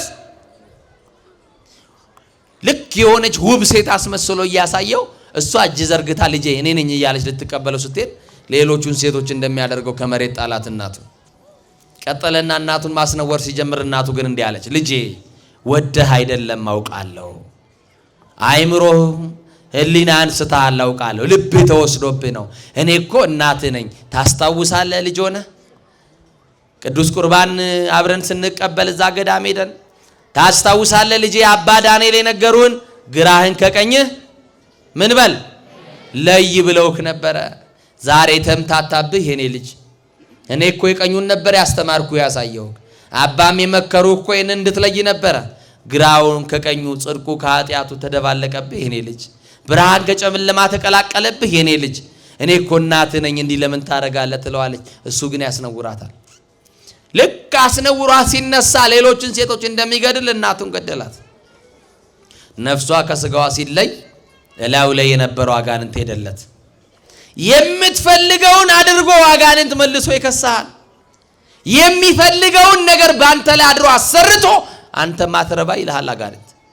አንተ ጨካኝ፣ እናት ላይ የጨከንክ፣ ወንድም ላይ የጨከንክ፣ እህት ላይ የጨከንክ፣ ጓደኛክ ላይ የጨከንክ፣ ፍቅረኛክ ላይ የጨከንክ አንተ ጨካኝ ይልሃል። አንተ ማትረባ፣ አንተ ክፉ ይልሃል። እንዲህ አድርጎ ከሰሰው። ሲያይ እናቱ ናት። እናቴን በእጄ በላው፣ እናቴን አጣዋት አለ። አለቀሰ። ሰማይ ወጣ ወረደ፣ ራሱን ፈተፈተ፣ ደረቱን ደቃ፣ ፊቱን ነጨ። እናቱ ግን ላትመለስ ሄደች። ወርቅ ናት እናትህ፣ በደንብ ያዛት። ከወርቅም ትበልጣለች። አባትህ ወርቅ ነው፣ በደንብ ያዘው። እየሰማችሁኝ ነው? እየሰማችሁኝ ነው? ዛሬ እናትሽን አቃለሽ፣ ነገ አንቺም እናት ትሆኚና የአንቺ ልጆች አንቺን ያቃለሉሻል። ዛሬ አባትህን ትንቀውና ነገ አንተ ልጆች አንተም ልጅ ትሆንና ልጆች አንተን ይንቋሃል። አንድ ተረት ልንገራችሁ፣ በአማርኛ ግን አልነግራችሁም፣ ይቅርታ አድርጉልኝ። አሬፍ ጩቡ ነመራን ጎርቱ ይላል። የሚያውቅ ሰው ተርጉሞ ይስማው፣ አልነግራችሁ። እግዚአብሔር ከሁላችን ጋር ይሁን። ለምን አልክ ካላችሁኝ ትርጉሙ ለእናንተ መንገር ስላልፈለኩ ልንገራችሁ። ምንድነው ምን አይነት ቻይንኛ ነው ያወራብን ብላችሁ ነው እንዳትሰሙ ብዬ እኮ ነው። ግፍና አህያ ከመንገድ አይነሱም ነው ያልኩት። ምንና ምን? አህያ ክላክስ አይሰማም። በነገራችን ላይ ይሰማል። ዞር በል ብትሉ ዞር አይልም። ከቆመ ቆመ ነው። ዛሬ የምታደርጉት ነገር ነገ ይጠብቃችኋል። በጎ አድርጉ ነው የምለው። እሺ፣ የእናትህን ጉልበት እየሳምክ ተመረቅ፣ የአባትህን ጉልበት እየሳምክ ምርቃት አገኝ፣ ነገ እንጀራ እንዲያምርልክ ነው እያልኳችሁ ያላችሁ። እና ወደ ሐሳቤ ስመጣ እናቱ ሞታለች። አለቀሰ። ትቷት እንዳይድ እናቱ ናት። ምን ያርጋት? ሌሎቹን ትቷቸው አውሬ ነበር የሚበላቸው። እሷን ግን ጫር ጫር አረገና በገዛ እጁ ገደላት፣ በገዛ እጁ ቀበራት። ወዴት እንደመሄድ አያውቅም። እያለቀሰ ዝም ብሎ መሄድ ጀመረ። ይሄዳል ይሄዳል ይሄዳል ይሄዳል ይሄዳል ይሄዳል ይሄዳል። ልክ ጨለማ ውስጥ ገባ። ጨለማውን ሳይፈራ እናቱን አጥቷል። ተስፋ የለውም። እምዬን ያጣው ይሄዳል። የት እንደሚሄድ አያውቅም። ይሄዳል፣ ይገሰግሳል። መሸ። ደግሞ ልክ ሲነጋ የደረሰው ድሮ ልጅ ሆኖ የሚቆርብበት ገዳም ጋር ደረሰ። ግዴላችሁም በኃጢአት ዞራችሁ ከተማውን አካላችሁም ያላያችሁት ያልደረሳችሁበት ቦታ ላይኖር ይችላል። ብዙ ነገሮችን በጣም ብዙ ኃጢአት ብዙ ስህተት ሰርታችሁ ሊሆን ይችላል። መጨረሻም ቢሆን ወደ መድኃኔዓለም ይቀበላችኋል። በ11ኛውም ሰዓት ቢሆን መሽቶም ቢሆን እግዚአብሔር የመጣውን ይቀበላል። መጣ ሲነጋለት የሆነ ድምጽ ሰማ። የማህሌት ድምጽ ነው፣ የምስጋና ድምጽ ነው፣ የቤተ ክርስቲያን ድምጽ ሰማ። ስቦ ወዱ ዘሳረረ ኩሉ ዓለም ባሕቲ ቃል። ይሄንን ቃል ሰማ።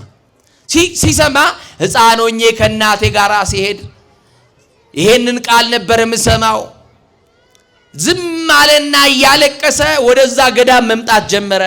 ኃጢአተኛው ወደ ንስሐ የሚመራው እግዚአብሔር ነው። ግድ የለም እናንተንም ከክፋት ወደ ንስሐ ይመራችኋል።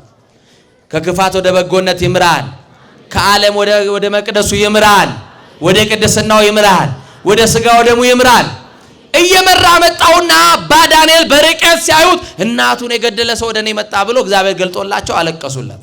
እነ ተክልዬ ያልቀሱልን፣ እነ አባ ሳሙኤል ያልቀሱልን፣ ቅዱሳን ያልቀሱልን። ወገኖቼ የተኙ ዮናሶች ስላሉ እነ ተክልዬ ያልቀሱልን። ተነስቶ አልቅሶ ለኛ ምሕረት የሚያመጣ ሰው ስላላገኘን እነ ገብረ መንፈስ ቅዱስ እነ ገብረ ሕይወት ያልቀሱልን፣ እና አቡነ ሐራ ድንግል ያልቀሱልን፣ እና አረጋው ያልቀሱልን። ሌላ ምንም አማራጭ የለም። እና አባ ዳንኤል ጋር ደረሰና ጥያቄ ጠየቃችሁችን ጥያቄ መልሱልኝ። ስለ ሰዓቴን በጣም ብዙ ሰዓት ነው የወሰድኩት። አባ አላቸው እግዚአብሔር ግን ይምረኛል አላቸው። ምን አላቸው? ለኔ እንዳትመልሱልኝ ለዚህ ሽፍታ መልሱለት። እግዚአብሔር ግን ይምረኛል አለ። እናንተ አዎ ይምርሃል ብላችሁ ወንዶቹ መልሱለት። በሏ እንዴ በሉ እንጂ። ቀጠለና አባ እግዚአብሔር ይቅር ይለኛል ወይ አለ። እናንተ መልሱለታ። እኔ ከመመለስለት አይሰማም። እሺ በደንብ ብላችሁ አዎ ይምርሃል በሉ። አዎ ይቅር ይልሃል በሉ። ወንድም ያንተንም እግዚአብሔር ይቅር ይልሃል። እህት ያንቺንም እግዚአብሔር ይቅር ይልሻል። ወንድም ያንተን እግዚአብሔር ይምርሃል። እህት ያንቺንም እግዚአብሔር ይምርሻል። የሰራውትን ባያውቁ ነው እንጂ አባ እግዚአብሔር ይምርሃል ያሉኝ የሰራውትን በነግሮት ይምርሃል አይሉኝም አላቸው። ያውቃሉ አያውቁም? ገልጠው ቢነግሩት ንስሐ አልገባም፣ እድል አልሰጡትም። እንዲህ አሉ፣ ልጄ ምን ኃጢአት ብትሰራ ነው? ምን የተለየ በደል ብታደርግ ነው? ግድ የለም ንገረኝ አሉት። አያችሁ አባ እዚህ ገዳም መጥቼ ቆርብ ነበረ፣ እናቴን ታዘዛት ነበረ። አንድ ትልቅ አባት እዚህ ገዳም ነበሩ። ሁል ቀን ሲነግሩኝ ግራኝ ከቀኝ ለይሉኝ ነበረ። እኔ ግን አልሰማዋቸውም። ከእናቴ ቤት በጥጋብ ወጥቼ ጫካ ገባው። ሴቶችን አስነውራለሁ፣ ገላለሁ። እናቴ ፍለጋ ብትመጣ ፍለጋ የመጣችውን እናቴን አስነውሬ ገደልኳት። እናቴንም ቀብሬያት ይኸው መጣሁ አላቸው። አለቀሱ እሳቸው። እሱ ሲናገር እሱ ያለቅሱለታል። እና እንዲህ ያለ በረሃ አለ ታውቃለህ? አዎ አውቃለሁ። እዛ በረሃ ልካለሁ፣ ሂድ። በዛ በረሃ የሰው ድምፅ አይሰማም፣ አውሬ ነው ያለው። ውሃ የለም፣ እንጀራ የለም፣ የሰው ድምፅም አይሰማም፣ ምድረ በዳ ነው። ዋሻ ታገኛለህ። እዛ ዋሻ ውስጥ ግባ። በመሬት እንዳትቀመጥ፣ በጎንህም በምንጣፍ እንዳትተኛ፣ እምነግርህን ነገር ብቻ በል አሉት። ምን ልበል አባ? ወደ ሰማይ። ወዴት? እስቲ ወደ ንጉሱ ከተማ በሉ። ወደ መድኃኔዓለም አዳራሽ ወደዛ አይተህ አሉት። እግዚኦ መሐረነ ክርስቶስ፣ እግዚኦ መሐረነ ክርስቶስ፣ እግዚኦ መሐረነ ክርስቶስ፣ እግዚኦ መሐረነ ክርስቶስ፣ እግዚኦ መሐረነ ክርስቶስ። አቤቱ ክርስቶስ ማረኝ እያልክ ለሶስት ቀን ለሶስት ሌሊት ምን በላለው? ንገሩኝ እንጂ። በሶስት ቀን ጸሎት ነነዌን እግዚአብሔር እንደማራት በሶስት ቀን እንባና ጸሎት እግዚአብሔር ምን ይላል አሉት። ምን ይላል? ሶስት ቀን ግን ተነስተ ማልቀስ አቃተክ። ሶስት ቀን ተነስተን ማንባት አቃተን። እንዲህ ብለ ጸልይ አሉትና አሰናበቱት። ሄደ ወደ በረሃ እያለቀሰ ምን ብሎ ሊጸልይ? አቤቱ ክርስቶስ ማረኝ ሊል። ከዛ በኋላ ክርስቶስ ተገለጠላቸው ለአባ ዳንኤል። በዚህ ሌሊት ጨለማ የበዛበትን ነገር በህይወታችሁ ክርስቶስ ይግለጥላችሁ። በዚህ ምሽት ውስጥ አልገለጥ ያለውን የህይወት ጨለማ መድኃኒዓለም ይክፈፍላችሁ፣ መጋረጃውን ይግለጥላችሁ። ክርስቶስ ተገለጠ። ሰላም ላንተ ይሁን ወዳጄ ዳንኤል፣ አንድ ወንጀለኛ አንድ ኃጢአተኛ ወደ አንተ መጥቶ ነበረ። ለስንት ቀን ነው ንስሐ የሰጠኸው አሉት። ስንት ቀን አሉ? ለ3 ቀን። ምን ነው ብዙ ሴቶች አስነውሮ ገሎ እናቱን ደግሞ አስነውሮ ገሎ ለ3 ቀን ብቻ ነው ንስሐ የምትሰጠው አለው ክርስቶስ። አባ ዳንኤል እንዲህ ብሎ መለሰ፣ ጌታዬ ይሄንንም እኮ እኔ ሆኜ ነው። አንተማ ይሄንን ወንጀለኛ ብታገኘው በእግር ስር ወድቆ እያነባ ክርስቶስ ሆይ ይቅር በለኝ ብሎ ቢለምን ኃጢአት ሁሉ ተሰረየችልህ በሰላም ወደ ቤት ግባ ብለህ ትለው ነበረ። እኔ ስለሆንኩ እኮ 3 ቀን በረሃ ድረስ ያስለፋው አንተ ብታገኘውማ ምን ትለው ነበር አለው። ይሄ ምህረት እኛን ያገኘን፣ ከጉስቁልና ሊያድነን ይሄ ምህረት ያገኘን። የእግዚአብሔር የምህረት እጁ ከወደቅንበት ያንሳል፣ ከተዳደፍንበት ያጥራል። እግዚአብሔር ከዓለም ውስጥ እዚህ ውስጥ መርጦ ቃሉ እንድንሰማ ከረዳን ንስሐ እንግባ። እስቲ ንስሐ መግባት የሚፈልግ ሰው እጁን ያውጣ። በደንብ በሉ እንጂ ሁላችሁም አይቅርብኝ አይደል? ንስሐ መግባት የምትፈልጉ ብዬ ነው። ይሄው በዚህም አየው በጣም ብዙ ሰው ይሄው የቤት ስራው ለሰጥቻለሁ ለአባቶች አንስታችኋል አይደል? ከነገ ጀምሮ መታችሁ እዚህ ስብከተ ወንጌል አባቶች ስጡን፣ ምን ስጡን? ንስሐ አባት ስጡን፣ የሚመክረን የሚያስተምረን ብላችሁ ንስሐ እንግባ። መርከቢቷ ሰላም እንድትሆን ኢትዮጵያ ሀገራችን እግዚአብሔር ሰላም ያርግልን። ከፍ አድርጉ እጆቻችሁን። ኢትዮጵያን ሰላም ያርግልን። ኢትዮጵያ ሀገራችን ሰላም ያርግልን። ኢትዮጵያ ሀገራችን ሰላም ያርግልን። የጥፋቷን ዜና አያሰማን፣ የሰውን ስደት አያሰማን፣ ጦርነቱን ያቀዝቅዝልን፣ በልዩ ልዩ ስፍራ የሚነደውን እሳት ያጥፋልን፣ እርቀ ሰላሙን ያውርድልን፣ መቻቻሉን ይስጠን፣ አንድነቱን ይስጠን። ሕፃናቱ እንዳይበተኑ፣ አረጋውያኑ ሰብሳቢ እንዳያጡ፣ ጧሪ ቀባያሪ እንዳያጡ። አው የኢትዮጵያን ገበሬ እግዚአብሔር ይጠብቅልን። ከኢትዮጵያ እንባን እግዚአብሔር ከኢትዮጵያውያን እናቶች አይን ላይ ያብስልን። ምስራቁንም ምዕራቡንም ይጠብቅልን። ሰሜኑንም ደቡብንም እግዚአብሔር ይጠብቅልን። ስትወጡ ከፊት ሆኖ ይምራችሁ፣ ስትገቡ ከኋላ ሆኖ ይከተላችሁ። የታላቁ መልአክ የቅዱስ ገብርኤል ጸሎት አይለያችሁ። የድንግል ማርያም ጸሎት ይጠብቃችሁ። የተክልዬ ጸሎት ይጠብቃችሁ። እግዚአብሔር ይባርከን።